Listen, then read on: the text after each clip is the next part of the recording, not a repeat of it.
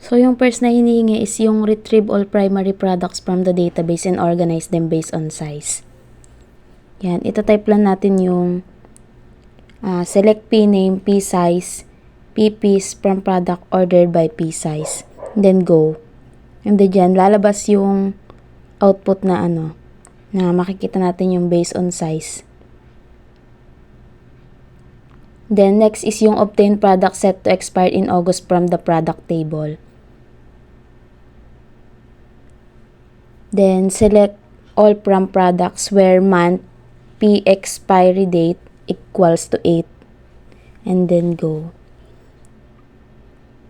Then dito makikita natin yung output. Ayan yung output. Ayan yung mga mag-e-expired sa month na August. Next is calculate the total sales from the product cart table including product name, size, and quantity. And then yan. I-type lang natin and then go. Tapos lalabas na dito yung mga sales from product cart. Makikita natin yung product name, size, and quantity. Next is yung retrieve all records from the sales table and group them by date.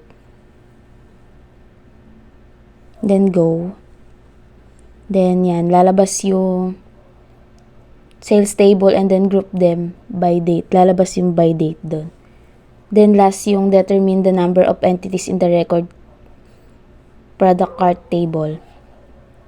Then go. Then ayun lang yung makikita natin yung 11 entities sa product cart.